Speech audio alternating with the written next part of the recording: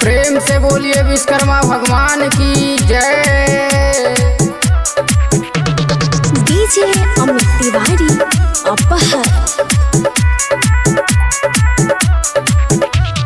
प्रेम से बोलिए विश्वकर्मा भगवान की जय।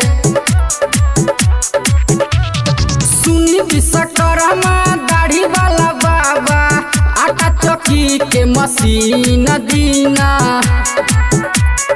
हे बाबा सुनी विश्वकर्मा दाढ़ी वाला बाबा, आटा चक्की के मशीन दीना। रहेला 2 काठा जमीन दीना, ट्रैक्टर एगो कीन दीना। रहेला 2 काठा जमीन दीना, ट्रैक्टर एगो कीन दीना। ट्रैक्टर एगो कीन दीना। डीजे अमित तिवारी अपहर। ट्रैक्टर एगो कीन दीना। तोरे कृपा से हो चले बस ट्रेन बाबा, पानी में चले नाऊ ऊपर प्लेन बाबा। हमरा चाही न टाटा सफरिया हो, फॉर्च्यूनर न कवनो हो गरिया हो। सुनी विश्वकर्मा दाढ़ी वाला बाबा, धान कुटे के मशीन दीना।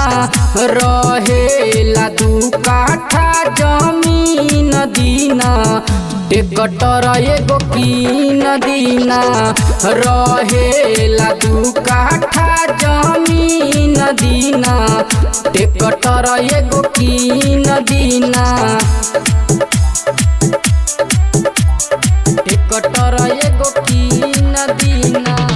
डीजे अमित तिवारी अपहर। ट्रैक्टर एगो कीन दीना। बड़ा नीक लागे बाबा घुरमल तोर दाढ़ी हो, हर साल पूजा करी कमला बिहारी हो। सबके देनी नया नया गाड़ी जी, रउआ करी ले हाथी के सवारी जी। हई हम गवैया बजैया ये बाबा, गाना गावे के मशीन दीना। रहेला 2 काठा जमीन दीना, ट्रैक्टर एगो कीन दीना। रहेला 2 काठा जमीन दीना, ट्रैक्टर एगो कीन दीना।